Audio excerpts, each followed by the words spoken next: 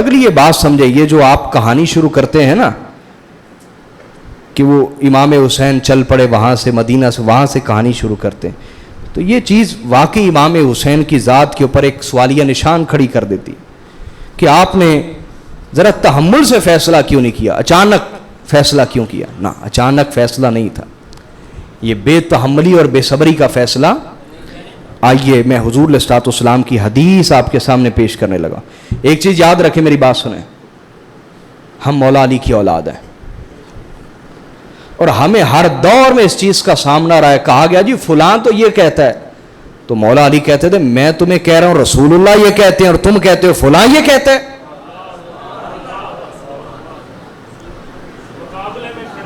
میری بات سمجھ آ رہی یا نہیں آ رہی؟ مثلا حضرت مولا علی المرتضیٰ نے حج تمتع کا احرام باندھا، حج اور عمرہ اکٹھا کرنا، اس کو کہتے ہیں حج تمتع۔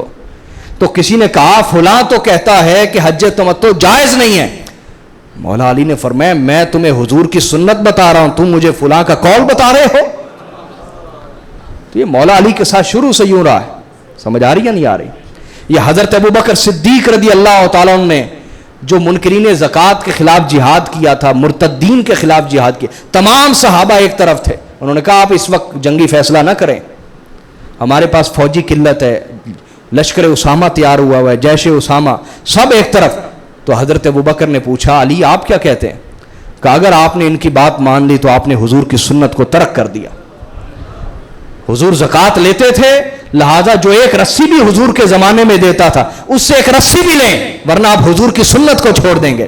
حضرت ابوبکر صدیق نے سب کے مشورے کو پیچھے کر دیا، صرف مولا علی کے قول کے اوپر جہاد کا فیصلہ کر لیا۔ دنیا یہ تو جانتی کہ حضرت ابوبکر صدیق نے جہاد کیا، لیکن وہ یہ نہیں بتاتے کہ یہ فیصلہ مولا علی کے کہنے پہ کیا گیا۔ پس پردہ مولا علی ہوتے تھے، سمجھ آ رہی یا نہیں آ رہی؟ اور اسی طرح حضرت عمر فاروق کے اوپر جب ایک قتل کا کیس پڑا، لمبا واقعہ میں اس طرف نہیں جا رہا، تو تمام صحابہ نے یہ فیصلہ دے دیا کہ اس قتل کی دیت آپ کے اوپر نہیں آتی، حضرت عمر فاروق کے اوپر۔ تو سب جب یہ رائے دے چکے کہ اگر انہوں نے آپ کے اوپر رحم کھایا ہے تو انہوں نے درست نہیں کیا، انہوں نے شریعت کے خلاف ورزی کی ہے، اور اگر انہوں نے اجتہاد کیا ہے تو ان کا اجتہاد درست نہیں ہے، یہ قتل کی دیت آپ پر پڑے گی، اور میں قرآن و سنت سے استدلال کر رہا ہوں۔ حضرت عمر فاروق نے سب کے مشورے کو پیچھے کر کے مولا علی کے قول کے اوپر فتویٰ دیا۔ خرابی یہ ہے کہ مولا علی جو پردے کے پیچھے شخصیت، جن کو چھپایا گیا، اگنور کیا گیا، ان کو سامنے نہیں لایا گیا۔ ہم جب سامنے لاتے ہیں تو مولوی طبقے کو اچھے نہیں لگتے۔ آپ دیکھیں حضرت ابوبکر صدیق کے سرکاری فیصلوں کے پیچھے کون کھڑا ہے؟ مولا علی کھڑے ہیں۔ حضرت عمر فاروق کے سرکاری فیصلوں کے پیچھے مولا علی کھڑے ہیں۔ جب جنگ قادسیہ پہ جانے لگے حضرت عمر فاروق خود گھوڑے پہ سوار ہو گئے، مولا علی کو پتا چلا، آئے، کہا آپ نے کس سے مشورہ کیا؟ کہا جی شورا سے۔ کہا انہوں نے درست مشورہ نہیں دیا، مت جائیں، اگر آپ گئے تو امت مسلمہ کا اتحاد ختم ہو جائے گا۔ اور مزید باتیں کی تو حضرت عمر فاروق نے فرمایا آج اگر علی نہ ہوتے تو عمر ہلاک ہو جاتا۔ وہ قتل کے مسئلے پہ بھی یہ فرمایا کہ اعوذ باللہ من معدلۃ ولیس فیہا ابو الحسن او کما قال۔ جب وہ قتل والا مسئلہ حضرت عمر پر بنا تو مولا علی المرتضیٰ نے جب فیصلہ دیا تو حضرت عمر فاروق رضی اللہ تعالیٰ نے فرمایا کہ میں اس مشکل سے اللہ کی پناہ مانگتا ہوں کہ مشکل تو آئے اور اس کے حل کے لیے علی موجود نہ ہو۔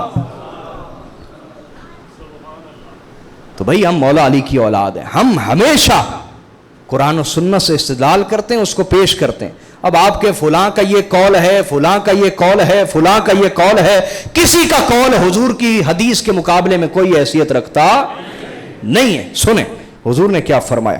یہ کہانی کہاں سے شروع ہوتی، وہاں سے سنانے لگا۔ اللہ پاک نے بیان فرمایا سورہ ابراہیم آیت نمبر 28 تا 30، فرمایا الم تر الی الذین بدلوا نعمت اللہ کفرا، کہ آپ نے ان لوگوں کو دیکھا جنہوں نے اللہ کی نعمت کو کفر سے بدل ڈالا۔ نعمت سے مراد یہاں ایمان ہے، جنہوں نے ایمان کو بولیے، اونچا بولیے نا یار، کفر سے بدل ڈالا۔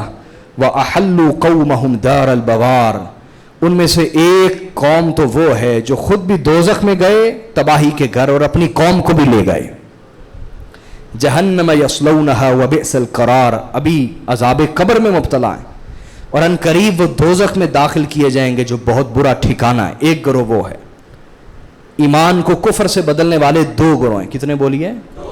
ایک کے بارے اللہ نے فرمایا وہ دوزخ چلے گئے ہیں, اور دوسرے کے بارے کہا قل تمتعوا فإن مصيركم إلى النار. میرے نبی دوسرے سے فرما دیجئے کہ تمہیں تھوڑی سی مہلت دی جا رہی ہے, جتنا عیش کر سکتے ہو کر لو, بالآخر تمہارا بھی ٹھکانہ دوزخ ہے. دو گروہ, ایک دوزخ جا چکا ہے اور ایک سے کہا جا رہا ہے جتنا عیش کر سکتے ہو کر لو. امام حاکم نے روایت کیا مستدرک میں, حدیث نمبر 3343. امام طبری نے بیان کیا جامع البیان میں, امام بغوی نے بیان کیا, علامہ ابن کثیر نے بیان کیا. حضرت مولا علی المرتضیٰ فرماتے ہیں یہ دو قبیلے کون سے ہیں؟ کہتے ہیں ہم الافجران من قریش, یہ قریش کے دو فاجر اور ظالم قبیلے. قریش کے دو فاجر اور ظالم قبیلے قرآن نے جو مراد لیے. پہلا کہا بنو امیہ, پہلا گروہ بنو امیہ ہے. پہلا گروہ بولیے بنو امیہ. وبنو المغیرہ, اور دوسرا گروہ بنو مغیرہ ہے. فاما بنو المغیرہ فقد قطع اللہ دابرہم یوم بدر. جہاں تک بنو مغیرہ کی بات ہے تو وہ بدر میں مار دیے گئے, وہ دوزخ پہنچ گئے. اور مولا علی فرماتے ہیں واما بنو امیہ فمتعوا الی حین, انہیں تھوڑی دیر کے لیے اللہ نے عیش کرنے کے لیے مہلت دے رکھی ہے. یہ جو بنو امیہ ہیں ان کی 7-8 نسلوں تک نبی کے گھرانے سے دشمنی ہے. یہ کہانی امام حسین کی شہادت سے 2 مہینے پہلے سے شروع نہیں ہوتی. قرآن نے ان کا ذکر کیا مذمت کے ساتھ. اور یہاں میں وضاحت دیتا چلوں, جب بنو امیہ کی بات ہو, بٹھاؤ نا بیٹے کیا کرتے ہیں, جب بنو امیہ کی بات ہو تو یاد رکھ لیں اس سے ہرگز ہماری مراد حضرت امیر المومنین عثمان غنی نہیں ہوتے. میری بات سمجھے یا نہیں؟ یہ حضرت عمر بن عبدالعزیز نہیں ہوتے. یہ اسی طرح بنو امیہ کی مذمت کرتے ہوئے خارج ہو جاتے ہیں جس طرح بنو ہاشم کی شان بیان کرتے ہوئے ابو لہب خارج ہو جاتا ہے. اگر بنو ہاشم کی شان بیان کریں تو کیا وہ ابو لہب کی شان ہوتی ہے؟ کیونکہ اس کا کفر واضح ہے. اور اگر بنو امیہ کی مذمت ہو تو اس سے حضرت عثمان غنی مراد, کیونکہ ان کی رسول اللہ سے وفاداری ثابت ہے. سمجھ آگی بات جس کو؟ اب آگے چلیں, آگے سنیے. آقا علیہ الصلوۃ والسلام نے خود ارشاد فرمایا, بولیے رسول اللہ نے خود ارشاد فرمایا, حضور نے, میرے آقا نے ارشاد فرمایا ان اہل بیتی سیلقون من بعد من امتی قتلا و تشریدا. حدیث کو امام حاکم نے روایت کیا المستدرک میں, حدیث نمبر 8500 8500. طبرانی المعجم الکبیر میں حدیث نمبر 2807. امام دہلوی, خطیب بغدادی, ہیثمی, نعیم بن حماد سمیت کئی محدثین نے بیان کیا. حضور نے فرمایا بے شک ان اہل بیتی سیلقون من بعد من امتی قتلا و تشریدا. فرمایا میرے اہل بیت میرے بعد میری امت سے بہت سے دکھ اور بہت سی قتل و غارت برداشت کریں گے. اور آگے فرمایا وَإِنَّا شَدَّ قَوْمِنَا لَنَا بُغْضًا بَنُو امیہ. میرے نبی نے فرمایا بے شک لوگوں میں سب سے زیادہ جو ہم سے بغض رکھتے ہیں وہ بنو امیہ ہیں. یہ میں نبی علیہ السلام کی حدیث سنا رہا. ابھی بھی آپ مجھے کہیں گے فلاں یہ کہتا ہے فلاں یہ کہتا ہے, میں کہہ رہا ہوں رسول اللہ یہ کہہ رہے ہیں. ہم سے سب سے زیادہ حضور نے فرمایا لوگوں میں جو بغض رکھتے ہیں وہ بنو امیہ. وبنو المغیرہ, اور بنو مغیرہ ہیں, اور وبنو مخزوم, اور بنو مخزوم ہیں. یہ میرے آقا نے خود فرمایا. اور اسی طرح آقا علیہ الصلوۃ والسلام نے ارشاد فرمایا, حدیث کو امام ابو یعلا نے, بیہقی نے, بزار نے, فصفی نے, دہلوی نے, نعیم بن حماد نے, ابن عساکر نے, امام حارث نے, اسقلانی نے, سیوطی نے, ہندی نے, ہیثمی سمیت درجن سے زائد محدثین نے بیان کیا. حضور نے ارشاد فرمایا لا یزال امر امتی قائما بالقسط. فرمایا میری امت کا نظام ہمیشہ عدل و انصاف پر قائم رہے گا. حتی یکون اول من یسلمہ رجل من بنی امیہ. فرمایا پہلا وہ شخص جو میری سنت کو تباہ و برباد کرے گا وہ بنو امیہ کا شخص ہوگا. یہ حضور کے اپنے الفاظ ہیں. اور اسی طرح میرے آقا نے ارشاد فرمایا کہ میرا جو خلافت کا نظام ہے، کیا خلافت میری سنت کے اوپر 30 سال تک برقرار رہے گی، اس کے بعد کاٹ کھانے والی، ظلم کرنے والی بادشاہت شروع ہو جائے گی. اس پر دلائل ہے. اسی طرح نعیم بن حماد نے حدیث کو بیان کیا الفتن میں، حدیث نمبر 818، اور حدیث کے راوی ہیں مولا علی کے بیٹے محمد بن حنفیہ. کون؟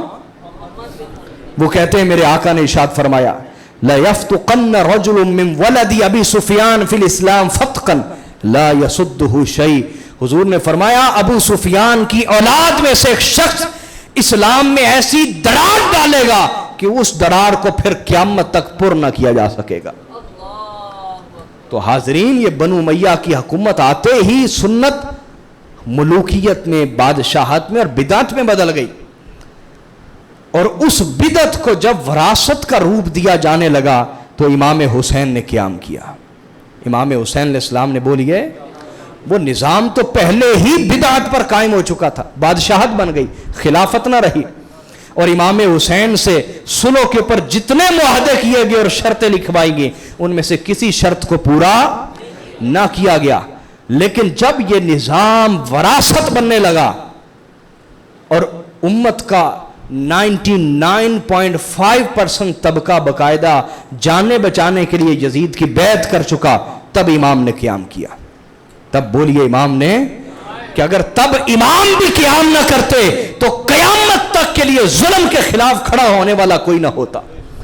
لوگ کہتے جب نبی کی اولاد نے رخصت مصلحت سے کام لے لیا، اپنے مفادات کو سامنے رکھتے ہوئے کام لے لیا، ہمیں کیا پڑی ہے کہ ہم کھڑے ہوں. میری بات اب سمجھے یا نہیں؟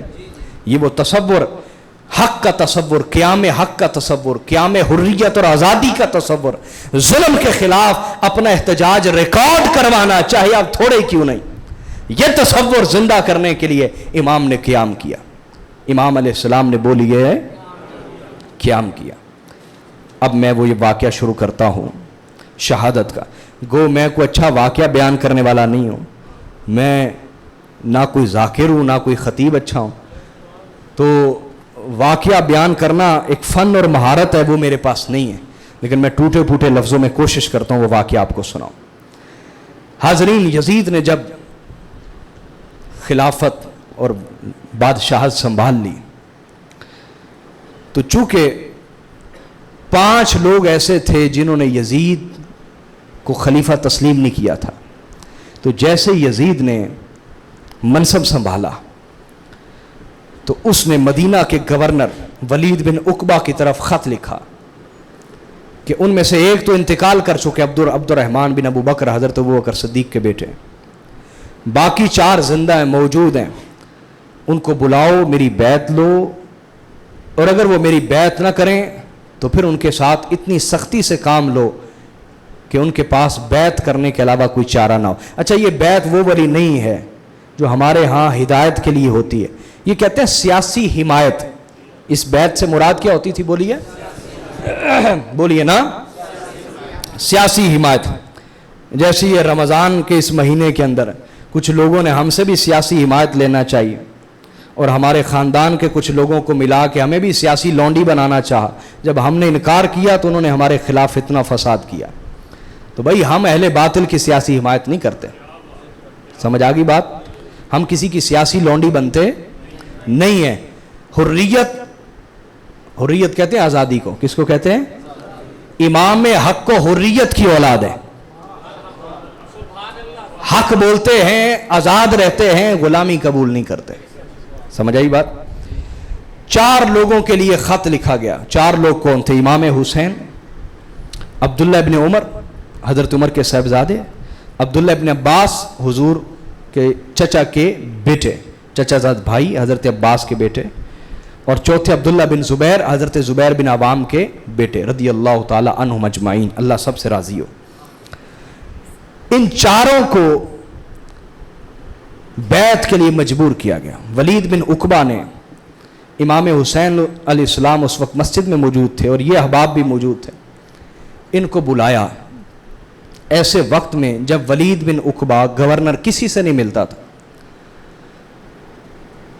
تو انہوں نے پوچھا کہ کس لیے بلایا ہوگا؟ امام حسین نے فرمایا کہ یہ بیعت کے لیے بلایا ہے۔ میں سمجھ گیا ہوں۔ جب انہیں اشارہ ہو گیا تو وہ 3 افراد راتوں رات نکل گئے مکہ۔ امام حسین اپنا سیکیورٹی کا انتظام کر کے چند افراد کو ساتھ لیا، اسلحہ ساتھ لیا، اور کہا کہ تم ولید بن عقبہ کے گھر کے باہر کھڑے ہونا، اگر تم میری آواز کو اونچا ہوتا سنو تو پھر اندر آ جانا، سمجھنا خطرہ ہے۔ سمجھے یا نہیں؟ آل رسول کو خطرہ ہمیشہ یہ کلمہ پڑھنے والوں سے ہوا ہے، عیسائیوں، یہودیوں، ہندوؤں، سکھوں سے نہیں ہوا۔ اسی بات پہ تو ہم روتے ہیں، یہی تو، اسی پہ تو جگر پھٹتا ہے۔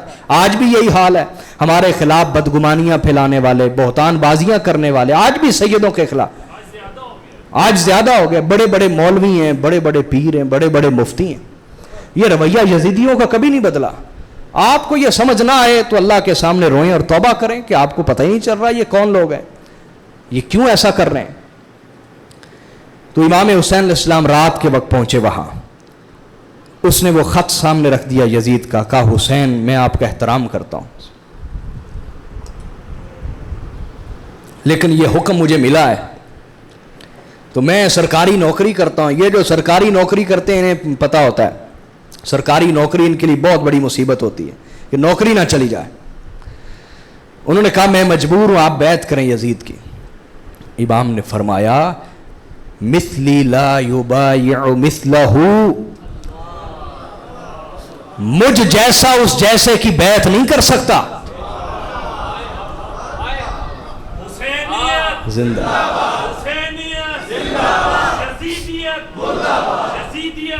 مجھ جیسا اس جیسے کی بیعت نہیں کرتا۔ تو مروان پاس بیٹھا تھا، اس نے کہا ولید اسے ابھی پکڑ لو اور قتل کر دو ورنہ یہ تمہارے قابو نہیں آئے گا حسین۔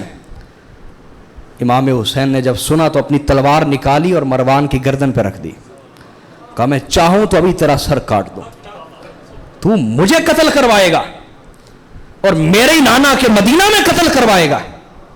تیری یہ اوقات اور جرت، تو وہی ہے نا جس کے باپ پر رسول اللہ نے لعنت کی، تو ابن لعین ہے اور میں ابن رسول ہوں، تو مجھے قتل کروائے گا، کر جرت۔ تو ولید نے مروان نے کہا بربازا، یہ تو کیسی بات کر رہا ہے؟ اگر میرا سب کچھ بھی چلا جائے تو میں رسول اللہ کے شہزادے کے اوپر کبھی تلوار نہ اٹھاؤں۔ امام حسین اس تکلیف کے ساتھ باہر نکلے اور گھر آئے، اپنے خاندان کو جمع کیا، کہا وہ وقت آ گیا ہے جس کے بارے میرے نانا نے مجھے بتایا تھا، اب میرے اوپر مدینہ تنگ ہو گیا ہے، اس سے پہلے کہ میں، میرے محب، محبت کرنے والے، میرے گھرانے والے سب کا مدینہ میں قتل عام کیا جائے اور مدینہ کی ندیاں خون رسول سے بہہ جائیں، مجھے مدینہ کی عزت اور حرمت کی خاطر مدینہ چھوڑنا پڑے گا۔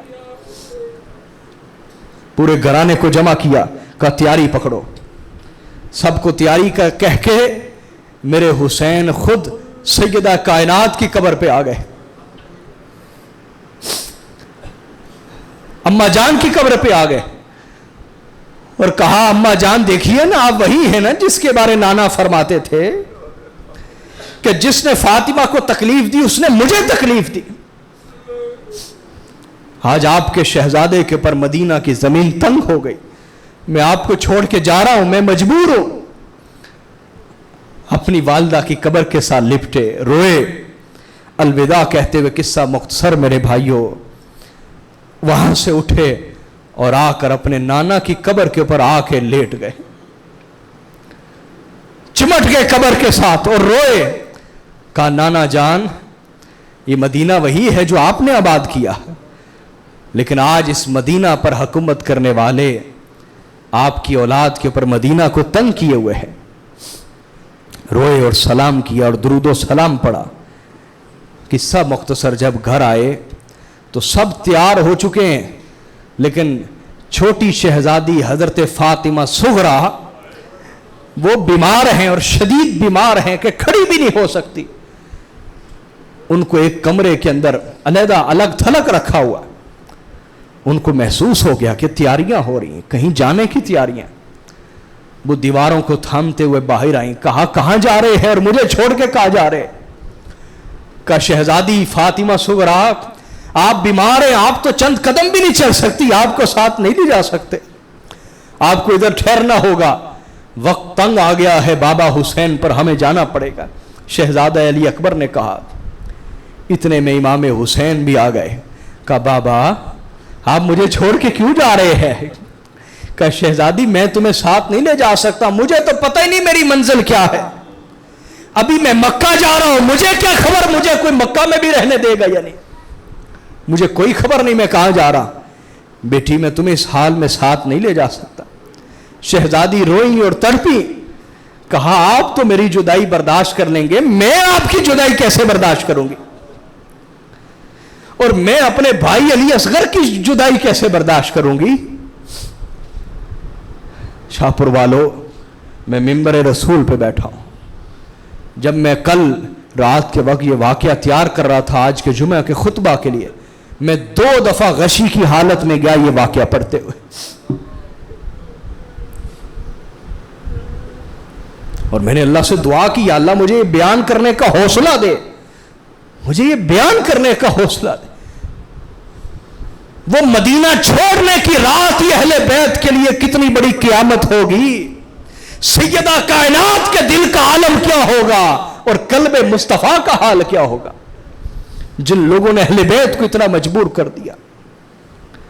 عجیب اتفاق ہے میرے بھائیوں, ادھر رات کا وقت میرے امام تسلیاں دلاسے دیتے رہے. بھائی اپنی بہن شہزادہ علی اکبر اپنی بہن سیدہ فاطمہ صغریٰ کو دلاسے دیتے رہے کہ میں لوٹ کے آ جاؤں گا, میں تمہیں جلد لینے آ جاؤں گا, تم تندرست ہو جاؤ, ٹھیک ہو جاؤ, میں لینے آ جاؤں گا. دلاسے دے کر وعدے کر کر چل پڑے. اللہ اکبر.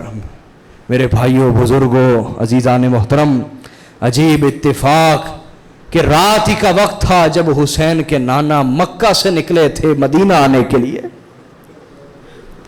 رات ہی کا وقت تھا جب مصطفیٰ کو مکہ چھوڑنا پڑا, اور رات ہی کا وقت ہے جب ابن رسول کو مدینہ چھوڑنا پڑ رہا ہے.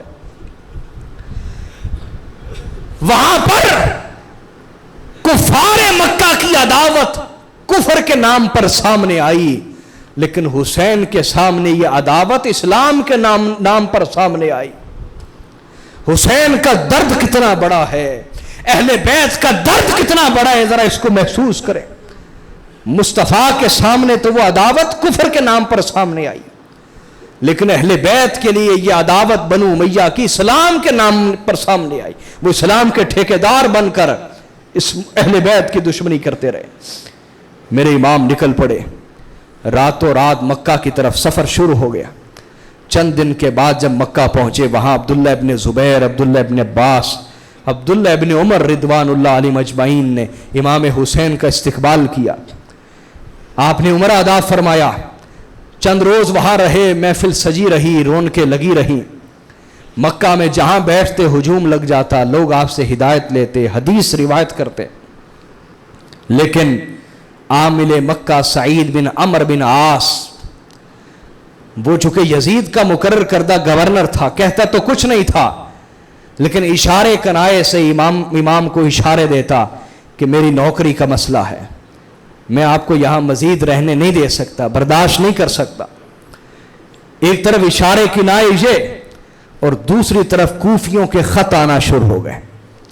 سلیمان بن سرد الخزائی یہ صحابی رسول ہیں اور امام حسین سے شدید محبت کرنے والے لوگوں میں سے تھے, اور امام بخاری نے صحیح بخاری میں 4 سے 5 حدیثیں ان سے روایت بھی کی ہیں حضرت سلیمان بن سرد الخزائی سے.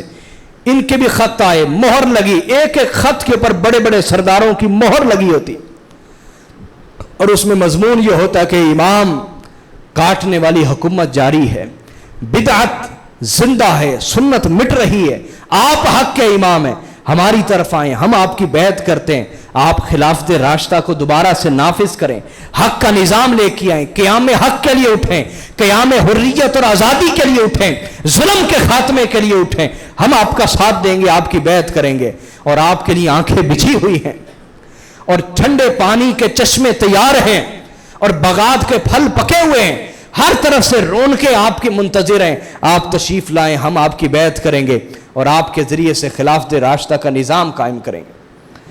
جب امام کے پاس 2 تھیلے بھر کر خط آ گئے، اتنے خط، تو میرے امام نے سمجھ لیا وہ وقت آ گیا ہے کہ اب مجھے رخصت ہونا پڑے گا۔ اب بھی اگر میں حق کے لیے نہیں اٹھوں گا تو قیامت والے دن یہ لوگ کہیں گے کہ ہم تو حق کو زندہ کرنا چاہتے تھے، امام نے ہمارا ساتھ نہیں دیا۔ ہم تو خلافت راشدہ قائم کرنا چاہتے تھے، امام نے ہمارا ساتھ نہیں دیا۔ ہم تو حریت کو زندہ کرنا چاہتے تھے، امام نے ہمارا ساتھ نہیں دیا۔ امام نے سمجھ لیا مجھ پر فرض ہو چکا ہے کہ میں حق کے قیام کے لیے کھڑا ہو جاؤں، میں حریت کے قیام کے لیے کھڑا ہو جاؤں، میں ظلم کے خلاف سیسا پلائی دیوار بن کے کھڑا ہو جاؤں، ورنہ میں اللہ اور اس کے رسول کا سامنا نہیں کر سکوں گا۔ جب آپ نے کوفہ جانے کا ارادہ کیا تو تینوں عبادلہ حضرت عبداللہ ابن عمر، عبداللہ ابن زبیر، عبداللہ ابن عباس آئے، ہاتھ جوڑے، کہا آپ نہ جائیں، کوفہ والوں کی غداری، بے وفائی بڑی مشہور ہے، آپ ان کے وعدوں کے اوپر یقین نہ فرمائیں۔ آپ نے فرمایا کہ پھر میرے پاس راستہ کوئی نہیں، اگر میں بھی کھڑا نہیں ہوتا اور یزید کی بیعت کر لیتا ہوں جان بچانے کے لیے تو قیامت تک تو کوئی ظلم کے سامنے کھڑا نہیں ہوگا، ہر کوئی یہ کہے گا ابن رسول نے جان بچائی تو میں کیوں نہیں بچا سکتا۔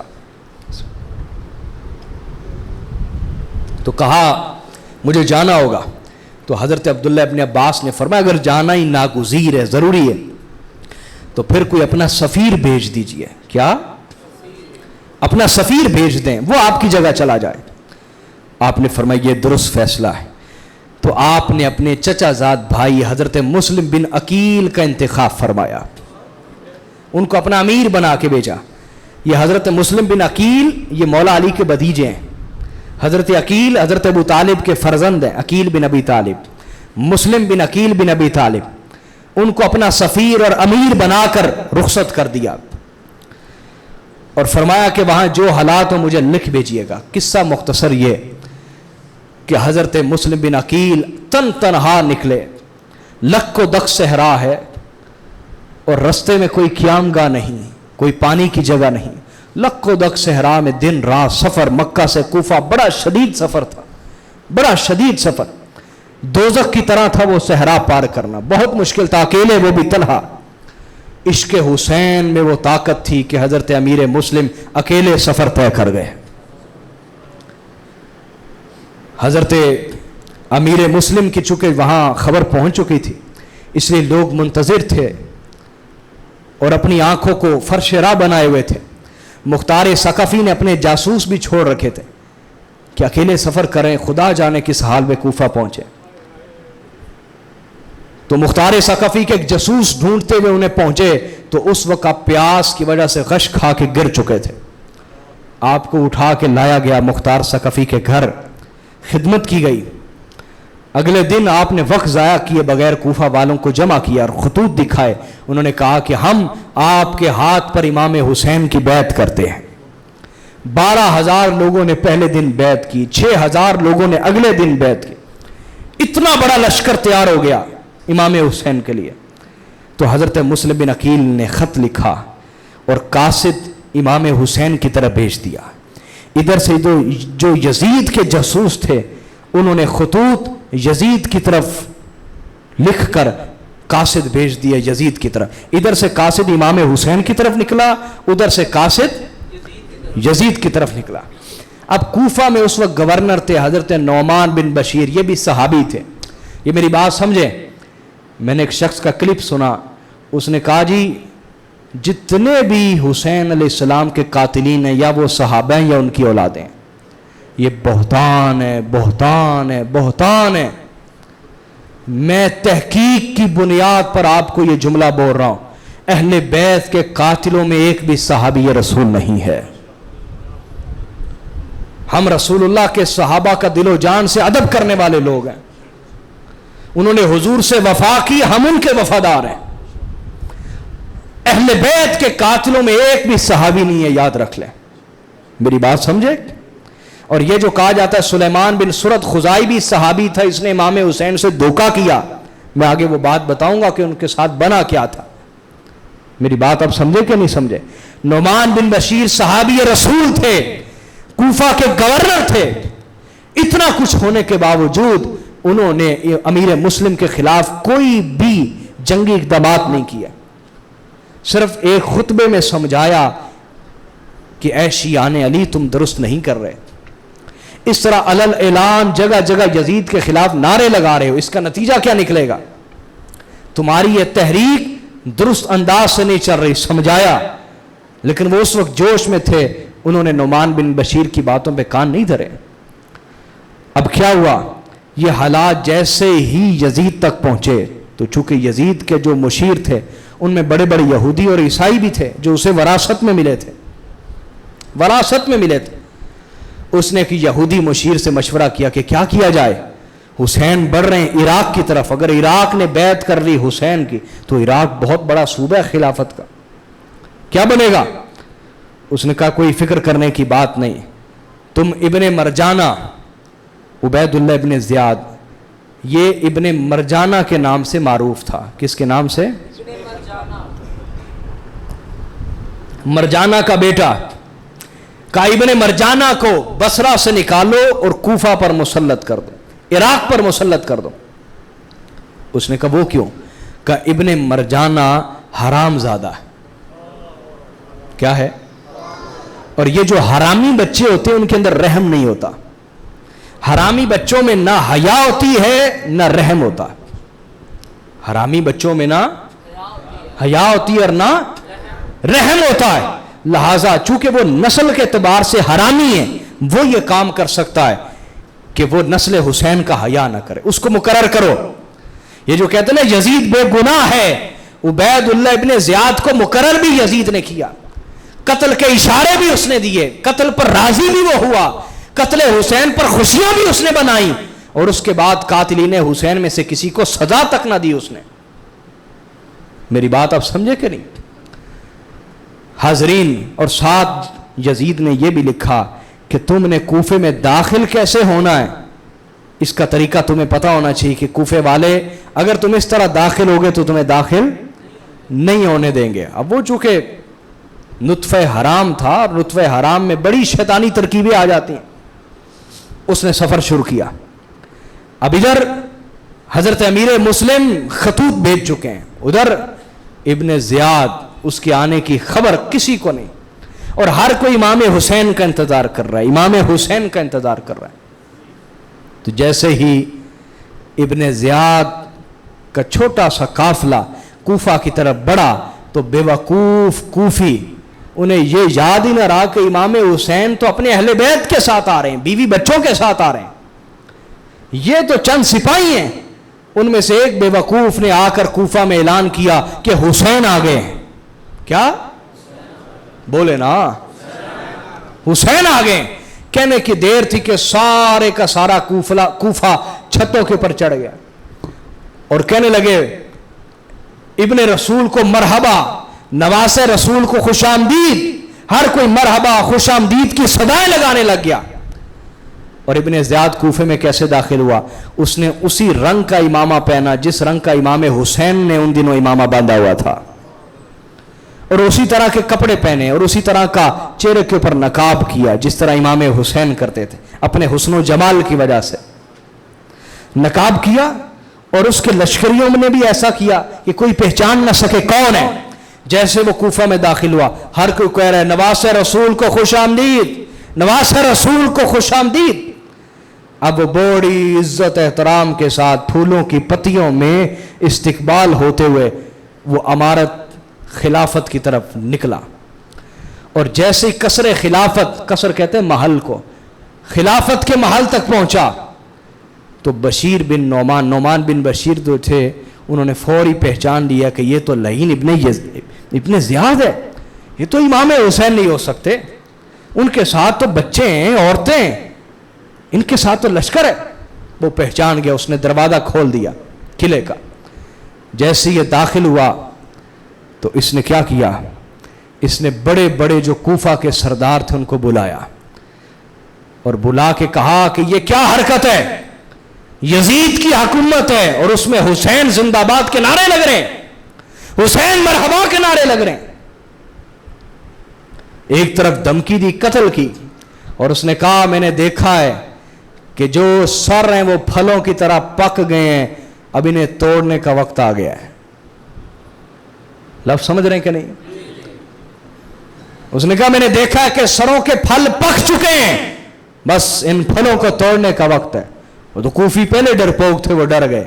साथ ही उसने सोने की तिजोरियां खोल दी और कहा कि तुम्हें करना यह है कि तुम में से भी जिस जिसने हुसैन की बैत की वो बैत तोड़ दे। समझ आई या नहीं आई? ये यजीदी कल भी कहते थे, आज भी कहते हैं। आज भी जो सैयदों के मुरीद हैं ना, उन्हें ये यजीदी कहते हैं सैयदों की बैत तोड़ दें, हमारी कर लें, हमारे मुरीद बन जाए। नादानो, जो हुसैनी ना हो वो तो बैत करने के लायक नहीं है। अल्लाह आपको हिदायत दे, अल्लाह आपको अकल दे। आपने मरवानियों यजीदियों की बैत कर रखी है, उनकी बैत तो जायज ही नहीं है, आपने कहां से कर रखी है? उल्टा वो अहले बैत के बारे ये बातें करते हैं, का हुसैन की बैत तोड़ दो, और जिस जिसने भी की है उसके घर तक थैलियां पहुंचाओ सोने की।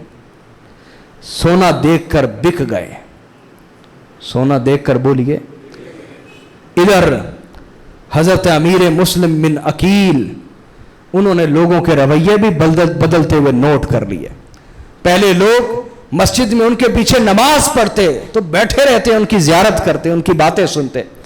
अब लोग नमाज पढ़ते और उठ के चले जाते, और आप चंद अफराद के साथ घर आ जाते। साथ साथ नोट करने के लोगों के रवैये बदल रहे हैं। लोगों के रवैये बोलिए, पैसा चांदी मौत की धमकियां सुन के रवैये बदल गए। हजरत मुस्लिम बिन अकील परेशान थे, इसलिए आपने चाहा कि हिकमत अमली ये कि मैं एक घर में क्याम ना करूं, घर बदलता रहूं। घर बोलिए। तो हजरत हानी का घर सबसे महफूज घर समझा गया। हजरत अमीर मुस्लिम वहां शिफ्ट हो गए। हजरत हानी भी रसूलुल्लाह के सहाबी हैं। रसूलुल्लाह के बोलिए ना, सहाबी है हजरत हानी, उनके घर क्याम फरमाया आपने।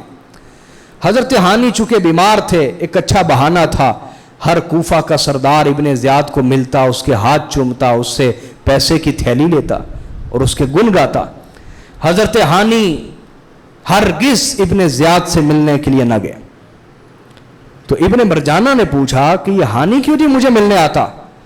लोगों ने कहा वो बीमार है। उसने कहा जी बीमार है या कोई और वजह है? कहा जी बीमार है। कहा मैं खुद आज रात उसका पता लेने आऊंगा, देखूंगा कि हानी बीमार है या नहीं है।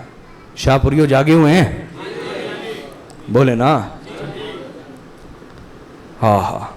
मैं एक दफ़ा सफ़र कर रहा तो मेरे साथ एक बंदा बैठा हुआ, तो मुझे कहता है शाह जी तानू शाहपुरिया भी कूफी लग देने। मैंने कहा यार पहली चीज़ तो ये समझे, सारे कूफी बेवफा नहीं थे। सारे कूफी बेवफा नहीं थे, समझे? कूफियों में भी बड़े बड़े वफादार थे। जिन्होंने बाद में इमाम हुसैन का बदला लिया वो भी कूफी थे। समझ आई या नहीं है? उनमें भी बड़े बड़े वफादार, मुख्तार सकफी जैसे, सुलेमान बिन सुरद अल खुजाई जैसे ये कूफी थे। हजरत हानी जैसे ये कूफी थे। समझ आ रही है नहीं आ रही? तो मैंने कहा कूफियों में भी हुसैनी थे पर थोड़े थे, ज्यादा कूफी थे, बेवफा थे। इसी तरह शाहपुरियों में भी सारे बेवफा नहीं, हुसैनी जरूर है इनके अंदर। वो अलग बात की हैं थोड़े, लेकिन हैं जरूर हैं। तो सुनो मेरी बात सुनो। तो शाहपुरियो जिंदा है ना, बैठे हुए हैं? जिंदा तो वही है जिसके अंदर हुसैनियत जिंदा है ना। तो जिंदा होके बैठे, तवज्जो करें। उसने कहा मैं आऊंगा आज शाम हजरत हानी का पता करने। जब लोगों को पता चला कि इब्ने मरजाना आएगा और हजरत हानी को भी पता चला, तो हजरत हानी ने कहा अमीर मुस्लिम, इससे अच्छा मौका कोई नहीं। इब्ने ज़ियाद मेरे घर सिक्योरिटी से नहीं आएगा कि मैं एक मुअज़्ज़ज़ आदमी हूँ कूफा का, अकेला आएगा मेरे घर, सिक्योरिटी बाहर खड़ी होगी। हैं? तो आप मेरी चारपी के पीछे पर्दा है वहाँ छुप जाएं, तो मैं खांसते हुए पानी मांगूंगा, उस बहाने आप निकलिएगा और उसकी कुर्सी पीछे की तरफ होगी ना, पुश्त होगी तुम्हारी तरफ, आप पीछे से निकलिएगा और उसकी गर्दन काट दीजिएगा।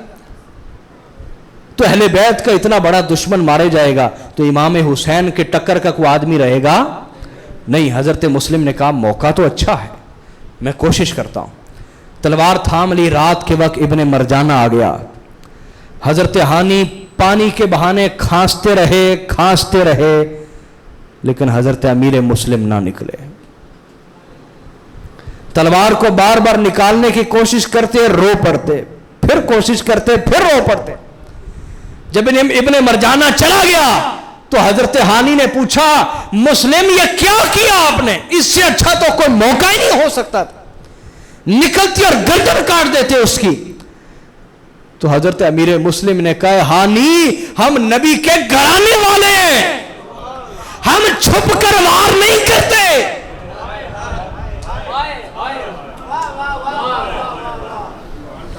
چاہے دشمن ابن مرجانہ جیسے کیوں نہ ہو, ہم بنو ہاشم ہیں, نبی کے گھرانے والے, ہم چھپ کر وار نہیں کرتے. اگر آج میں چھپ کر وار کرتا تو میں حضرت حیدر کرار کو کیا جواب دیتا کہ وہ دشمن کے سامنے آ کے وار کرتے تھے, چھپ کے وار نہیں کرتے تھے. اور آخری وقت بھی مولا علی پر حملہ کرنے والے نے پیچھے سے وار کیا, علی کے سامنے آ کے وار کرنے کی جرت کسی کو نہ تھی. تو کہا مجھے معاف کر دیں, میں اپنے گھر کا اصول نہ توڑ سکا, اپنے گھر کا. ابن مرجانہ کو ابھی بھی شک تھا, اس نے کہا کہ مجھے ہانی پہ شک ہے. اس نے ایک یمنی غلام خریدا, اس کو 40,000 شامی دینار دیے, سونے کے سکے. تو کہا کہ یہ امیر مسلم کے جو قریب ترین لوگ ہیں ان میں سے کسی کو بیوقوف بناؤ اور ان تک پہنچو. وہ کوفہ کی مسجد میں آیا. مسلم بن اوسجا یہ بڑے دلیر تھے اور امیر مسلم کے رائٹ ہینڈ تھے سمجھے, لیکن وہ اس کی باتوں میں آ گئے. اس سے پتہ چلا جو قریبی سیکیورٹی کے لوگ ہوتے ہیں انہیں ذرا بیدار مغز ہونا چاہیے, ان کی ادنا سی بھی غلطی ان کے امام کی جان لے سکتی ہے. مسلم بن اوسجا سے اس نے کہا کہ حضرت آپ امیر مسلم کے بڑے قریبی ہیں اور میں ایک عاشق ہوں, محب اہل بیت ہوں, مجھے اہل شام نے بھیجا ہے 40,000 سونے کے سکے دے کر کہ اہل بیت کی بارگاہ میں خمس پیش کریں. ہم اہل بیت کی بارگاہ میں خمس پیش کرنا چاہتے ہیں 40,000 شامی دینار, اور ان کے ہاتھ چومنا چاہتا ہوں, اور اہل شام کی طرف سے میں ان کی بیعت کرنا چاہتا ہوں. یقیناً آپ ان کا گھر جانتے, وہ کہاں چھپے ہوئے ہیں, مجھے بھی وہاں لے چلیں. تو مسلم بن اوسجا نے بغیر تحقیق کیے اس کو اپنے ساتھ لے لیا, امیر مسلم کے سامنے پیش کر دیا. تو حضرت امیر مسلم نے پوچھا کہ تم کہاں سے آئے ہو؟ کہا جی شام سے. تو کہا یہ کتنے دینار ہیں؟ کہا جی 40,000. کہا یہ ایک بندے نے یا 2-4 بندوں نے دیے ہیں, یہ بہت سارے لوگوں نے؟ کہا جی ہزاروں لوگوں نے مل کے دیے. کہا یہ کیسے ہو سکتا ہے کہ ہزاروں لوگوں نے مل کے دیے ہوں اور وہ پورے 40,000 ہوں, نہ کم ہو نہ زیادہ ہو؟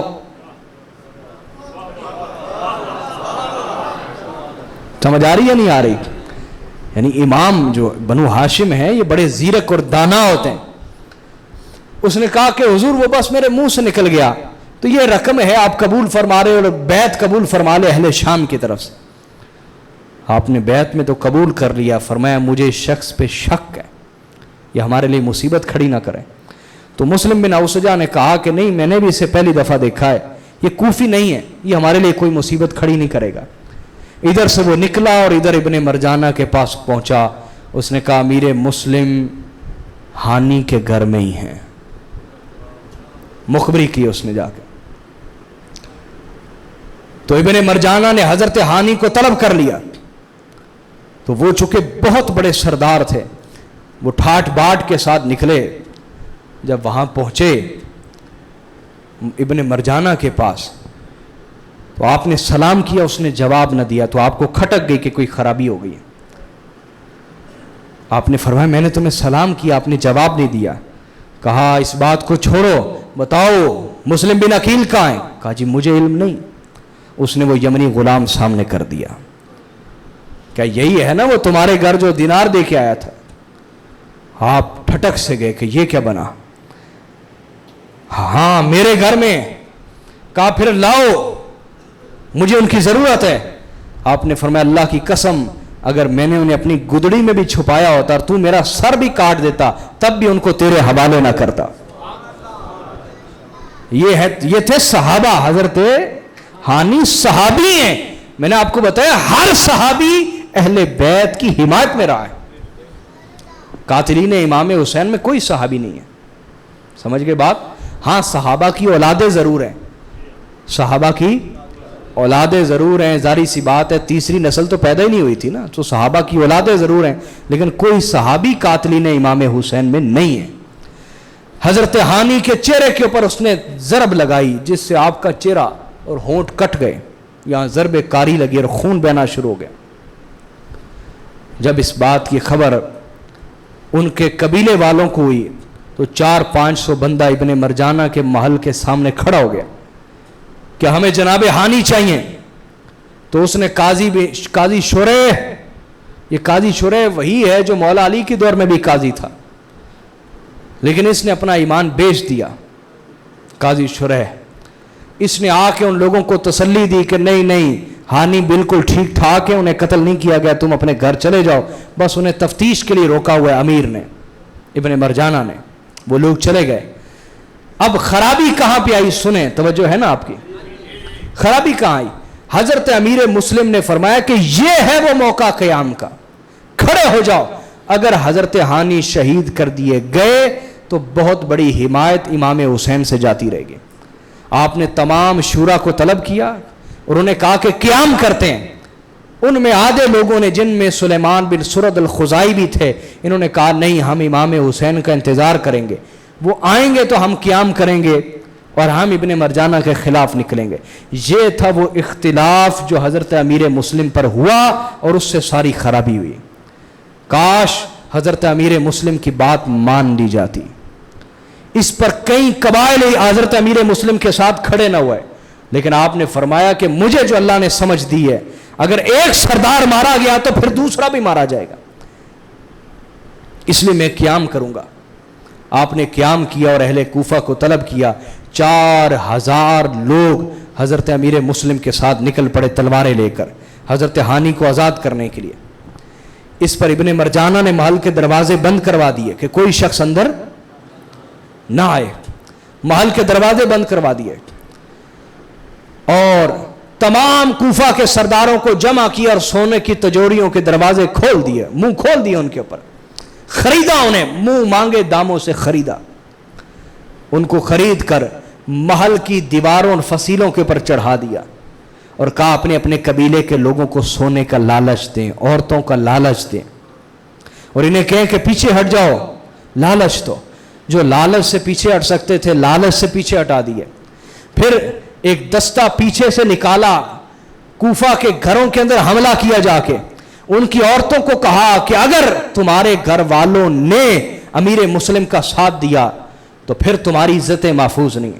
ان کی عورتیں اور بچے نکل آئیں میدان جنگ کے اندر, اور ہر عورت اپنے بھائی, اپنے شوہر, اپنے بیٹے کو دھکیلے اور یہی بات کرے کہ اتنے سارے لوگ تو ہیں امام کے ساتھ, امیر کے ساتھ, امیر مسلم کے ساتھ, اگر تم نہیں جاؤ گے تو کون سا فرق پڑے گا. اتنے سارے لوگ تو ہیں, ہر بندہ یہ بات کرے, ہر عورت یہ بات کرے کہ اتنے سارے لوگ تو ہیں امیر مسلم کے ساتھ, اگر تم پیچھے ہٹ بھی جاؤ تو کیا فرق پڑتا ہے. تم ہمیں کیوں بیوہ کرنا چاہتے ہو, تم ہمیں کیوں یتیم کرنا چاہتے ہو. سمجھ آ رہی یا نہیں آ رہی؟ یہ عورتوں کے فریب اور فتنے بڑے شدید, اللہ اس سے پناہ عطا فرمائے. وہ عورتیں بھی مر گئیں, ان کے بچے بھی مر گئے, وہ بھی مر گئے, موت ان کو بھی آ گئی. لیکن کاش وقت پر حق کا ساتھ دیتے. بولیے, وقت پر حق کا ساتھ دیتے تو اسلام کا اتنا بڑا نقصان نہ ہوتا. حاضرین, صبح سے لے کر مغرب کی نماز جب امیر مسلم نے ادا کی تو 4000 میں صرف 30 لوگ امیر مسلم کے ساتھ رہ گئے. جب آپ نے سلام پھیرا, اللہ سے دعا کی, یا اللہ ان 30 کی حقیقت بھی مجھے دکھا دے. جب سلام پھیرا اور پیچھے دیکھا تو کسی کو بندر کے روپ میں دیکھا, کسی کو کتے کے روپ میں دیکھا, کسی کو خنزیر کے روپ میں دیکھا. سب دنیا کے طالب تھے, کوئی حق کا طالب نہ تھا. آپ سمجھ گئے کہ میری شہادت کا وقت قریب ہے. امیر مسلم علیہ السلام. حاضرین, अल्लाह अकबर। जब आप उठे और आपने कसरे खिलाफत की तरफ, कसरे अमारत की तरफ रुजू किया, 10 लोग आपके साथ रह गए। जब चंद गलियां गुजरे, कुछ इधर को कुछ इधर को हुए, आप तन तनहा रह गए। पूरा कूफा मुसलमानों से भरा हुआ था, लेकिन मुस्लिम फिर भी तन्हा चल रहे थे। मुसलमान तो वहां बड़े थे, लेकिन मुस्लिम तन्हा थे। मुस्लिम को मेरा जुमला समझ आ रहा है या नहीं आ रहा? मुसलमान तो घर घर में थे, लेकिन मुस्लिम तन्हा थे, तन्हा चल रहे थे। एक घर के बाहर देखा कि एक बूढ़ी औरत बैठी है और उसका नाम है तौआ। क्या नाम है? तौआ नामी एक खातून बाहर बैठी हुई है, बूढ़ी औरत, बुढ़िया, और वो अपने बेटे बिलाल का इंतजार कर रही। आपने कहा अम्मा मुझे पानी पिलाओगी? उसने कहा बेटे मैं पिला देती हूँ। पानी पिलाया, वो पिला के अंदर चली गई तो इमाम उधर ही बैठ गए, अमीर मुस्लिम उधर ही बैठ गए। थोड़ी देर के बाद वो बूढ़ी औरत बाहर आई। कहा बेटे तुम्हारा यहाँ बैठना अच्छा नहीं, क्यों बैठे हो यहाँ? कहे खतून मुझे इल्म नहीं कि मैं कहाँ जाऊँ, मेरा ना यहाँ कोई घर है ना कोई यहाँ रिश्तेदार है। अहले बैत की अजनबियत को तो महसूस करो, अहले बैत की गुर्बत और अजनबियत को महसूस करो जरा। कहा यहाँ के लोगों ने हमारे साथ धोखा किया, खुद ही हमें बुलाया और खुद ही हमारा साथ छोड़ दिया, और आज मैं तन्हा हूं। उसने कहा बेटे कहीं तुम मुस्लिम बिन अकील तो नहीं? कहा हाँ मैं मुस्लिम बिन अकील हूं। कहा अल्लाह तुमसे राजी हो। उनके हाथ चूमे, कहा कि तुम तो अहले बैत के चश्मो चराग हो, मैं अहले बैत को मानने वाली हूं, ये मेरा घर हाजिर है, आप घर आ जाए। उनके लिए अलग कमरे में बिछौना बिछाया, खाना लगाया, लेकिन अमीर ने कहा कि मैं खाना नहीं खाऊंगा। कुछ देर के बाद उसका बेटा बिलाल आ गया।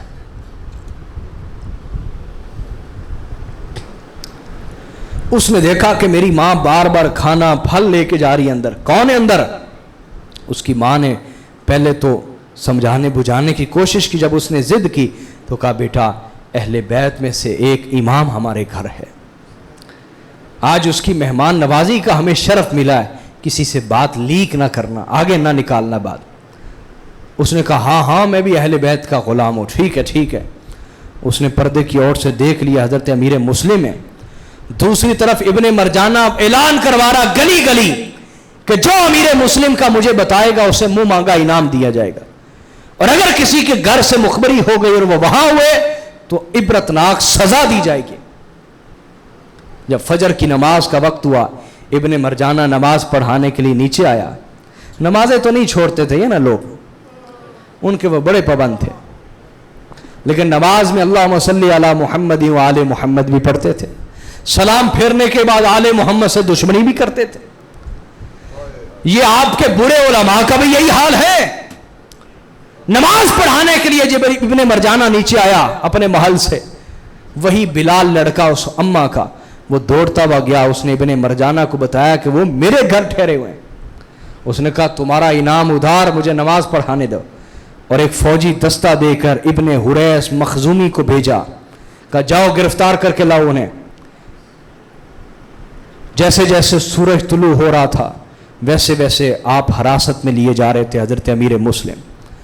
जब हर तरफ से हिरासत में ले लिए गए, उन्होंने कहा है इब्ने अकील तुम हमारी हिरासत में हो, बाहर आ जाओ।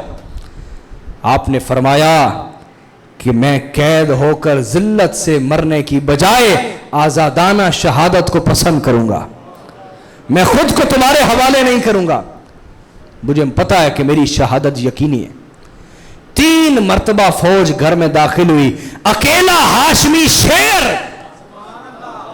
अकेला हाशमी शेर हजरत अमीर मुस्लिम 3 मर्तबा उनसे लड़े और इतनी सारी फौज को 3 मर्तबा घर से बाहर निकाला, अकेले तन तनहा लड़ते हुए। यह हाशमी शेर की ताकत थी। हजरत हाशिम का खून था उनकी रगों के अंदर, हजरत अब्दुल मुत्तलिब की सियादत का खून था उनकी रगों में। बिलाखिर जब उन्होंने देखा कि हम इन्हें यूं गिरफ्तार नहीं कर सकते, उन्होंने आग के गोले बरसाना शुरू कर दिए घर में। जब हर तरफ धुआं और आग फैली तो تو آپ خود باہر آ گئے کہ کہیں یہ پورا گھر جل نہ جائے اس خاتون کا جس نے میری خدمت کی. جب باہر آئے انہوں نے کہا گرفتاری دے دو. کہا خبردار میں گرفتاری نہیں دوں گا. لڑے, دلیری کے ساتھ لڑے, یہاں تک کہ ایک شخص نے آپ کو امان دے دی اور کہا کہ میں آپ کو ضمانت دیتا ہوں.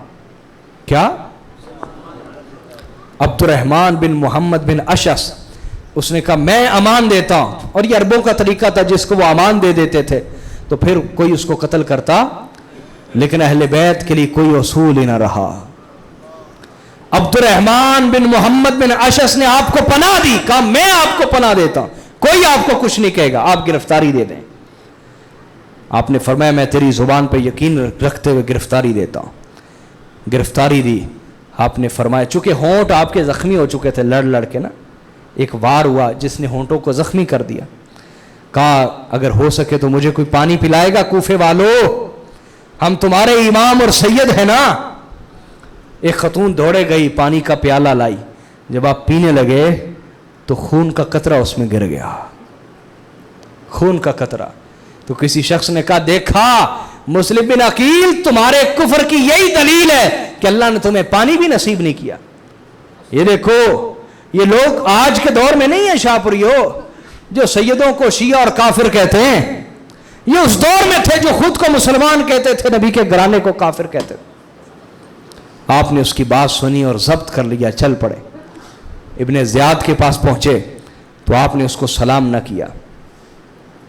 جب ابن زیاد کے پاس پہنچے تو دھچکے والی جو بات تھی وہ یہ تھی کہ جتنے سرداروں نے حضرت مسلم بن عقیل کی بیعت کی تھی وہ وہاں سارے کے سارے یزید کے گورنر کی خوشامد کر رہے تھے, ابن مرجانہ کی خوشامد کر رہے تھے. یہ کوئی تھوڑا درد ہے؟ بولو نا, یہ کوئی معمولی درد ہے جو اس وقت حضرت امیر مسلم کے قلب کے اندر ہوگا. سارے وہاں بیٹھے اس کی خوشامد کر رہے. تو آپ نے اس کو سلام نہ کیا ابن مرجانہ کو. لوگوں نے کہا ابن عقیل تم اتنے گستاخ ہو کہ امیر کو سلام نہیں کرتے. فرمایا سلام کا مطلب سلامتی ہے اور یہ مجھے قتل کرنے والا ہے, لہذا سلامتی کس چیز کی؟ اور اگر اس نے مجھے قتل نہ کیا تو پھر اس کو سلام کرنے کے اور بھی بڑے موقع بن جائیں گے. ہم اہل بیت کے دشمنوں کو سلام نہیں کرتے. سلام نہیں کیا آپ نے, نہیں سمجھ آئی بات؟ ہمارے سلام انہی کو ہیں جو حسینی ہیں, ہمارے سلام انہی کو وہ حسینی ہیں. سمجھ آئی بات یا نہیں آئی؟ اس نے کہا اے ابن عقیل امت متحد تھی, تم اہل بیت نے فساد پیدا کیا, آ کے گھر گھر میں لڑائی ڈلوا دی. تو آپ نے فرمایا یہی تانا تو تم ہمارے جد امجد محمد مصطفیٰ کو بھی مارا کرتے تھے. جب انہوں نے مکہ میں اسلام کی تبلیغ شروع کی تھی تو تمہارے ہی بڑے تھے نا جو ان کو تانا مارتے تھے کہ اے محمد, اے ابو القاسم, لوگوں میں امن تھا, آپ نے فساد پیدا کر دیا. حالانکہ محمد مصطفیٰ نے حق کا پیغام بلند کیا تھا اور ہم نے بھی حق کا پیغام بلند کیا. جب اس کے ہر اعتراض کا جواب دیا اور اس سے کچھ نہ بنا, اس نے کہا تمہیں پتہ میں تمہیں کتنی بے دردی سے ماروں گا؟ کہا مجھے پتہ ہے کہ تو اپنی اوقات دکھائے گا. اس نے کہا تمہاری کوئی خواہش؟ کہا میں پانی پینا چاہتا ہوں. تو ابن مرجانہ نے کہا اس کو اس برتن میں پانی پلاؤ جس برتن میں کتے کو پانی پلاتے ہیں. پاک گھرانے کے بارے یہ رویے تھے, ہیں اور رہیں گے. جب پانی لایا گیا تو آپ کا خون اس میں پھر گر پڑا. تو ایک شخص نے کہا دیکھا ابن عقیل, تو دوزخ کا کھولتا ہوا پانی پینے سے پہلے یہ پانی نہیں پی پائے گا. یعنی یہ جنتی ہیں, اہل بیت کے دشمن, اور اہل بیت دوزخ کا کھولتا ہوا پانی پیئیں گے. آپ نے فرمایا اللہ کی قسم تو مجھ سے زیادہ دوزخ کا حقدار ہے. یہ تو وقت بتائے گا کہ کون دوزخ کا کھولتا ہوا پانی پیے گا. حق بات تو یوں ہے کہ اللہ ہماری مظلومیت میں اضافہ کرنا چاہتا ہے, اللہ ہمارے درد میں اضافہ کرنا چاہتا ہے, اللہ ہمارے صبر کو بڑھانا چاہتا ہے کہ ہم پیاسے شہید کیے جائیں تاکہ ہمارے درد اور صبر میں اضافہ ہو اور ہمارے درجے میں اضافہ ہو جائے. اس نے کہا کہ اس کو لے جاؤ اور لے جا کر سب سے اونچی جگہ پہ جا کے اس کا سر کاٹو اور وہاں سے لاش کو گرا دو. आपने फरमाया उमर बिन साद, ये हजरत साद बिन अबी वक्कास का बेटा है, सहाबी का बेटा है। हजरत साद बिन अबी वक्कास वो थे जो गली गली मौला अली का दिफा करते थे, लेकिन बेटा कैसे बदबख्त निकला। आपने कहा एक वसीयत है, उसने कहा मैं नहीं कोई वसीयत सुनता। कहा तुम कुरैश में से हो, मेरे रिश्तेदार हो, मेरी एक वसीयत आखिरी वक्त सुन लो। उसने कहा मैं नहीं सुनता। इब्ने ज़ियाद ने कहा कि आखिरी वसीयत सुन लो। उसने कहा हाँ बताओ क्या है। कहा मेरी वसीयत ये कि मेरे लाशे को यूं ही बे कफन और दफन न छोड़ना, मेरे लाशे को लेकर दफना देना, ये मेरी वसीयत है। उसने कहा ठीक है मान लूंगा। हजरत अमीर मुस्लिम बिन अकील वहां से चले, अल्लाह को याद करते रहे, इस्तिगफार करते रहे, अल्लाह से माफी मांगते हुए, दुरूदो सलाम पढ़ते हुए, अल्लाह को याद करते हुए चलते चले जा रहे हैं। यहां तक कि सीढ़ियां चढ़ते हुए महल की जो सबसे ऊंची जगह थी वहां आपको ले जाया गया। आपने अल्लाह को याद किया और जल्लाद ने आपका सर काट दिया। इन्ना लिल्लाह व इन्ना इलैहि राजिऊन। हाजरीन, हजरत अमीर मुस्लिम बिन अकील शहीद कर दिए गए और उधर ये खबर भी न थी इमाम हुसैन को कि यहां बीता क्या है, और उनके रुफाका को, उनको हजरत अमीर मुस्लिम बिन अकील के खत पहुंच चुके थे कि अहले कूफा वाकई अपनी बात पर कायम है, आप आ जाएं या आपकी बात पर कायम है। वो वहां से मक्का से निकल चुके थे और इधर ये हालात थे। दूसरी वसीयत जो अब्दुर्रहमान बिन मोहम्मद बिन अशस जो जिसने अमान दी थी ना, उसको हजरत मुस्लिम बिन अकील ने फरमाया था कि अगर मेरी कोई वसीयत मान लो तो वो ये है कि ख़त लिख के इमाम हुसैन को ख़बरदार कर दो कि कूफा वालों ने गद्दारी की, आप यहाँ तशरीफ़ न लाएं। लेकिन उससे पहले इमाम हुसैन मक्का से निकल चुके हैं और कूफा की तरफ रवा दवा है। हाज़रीन, ये शहादत का वाक़या यहाँ ख़त्म करते हैं। इससे अगला हिस्सा इंशाअल्लाह आज रात हमारी दरगाह पे महफिल है, वहाँ से इंशाअल्लाह शुरू करूँगा और आपको सुनाऊँगा, और शहादत इमाम हुसैन तक बात करेंगे। और तीसरी महफिल परसों इतवार के दिन 10 बजे से लेकर 1 बजे तक सैयद मखसूद सरवर शाह साहब उनके डेरे पे है इंशाअल्लाह, वहाँ करबला के बाद के वाक़यात में आपके सामने पेश करूँगा। इस तरह ये 3 महफिलों में सारा वाक़या करबला इंशाअल्लाह आपके सामने पेश करेंगे। अल्लाह ताला अहले बैत की मोहब्बत का दर्द अता फरमाए और अहले बैत के इश्क में ज़िंदगी और मौत अता फरमाए और हमें यजीदियत का सर कुचलने वाला बनाए और अल्लाह हमारी नस्लों को यजीदियत की जड़ें काटने वाला बनाए और हुसैनियत का परचम बुलंद करने वाला बनाए। वमा अलैना इल्लल बलागुल मुबीन।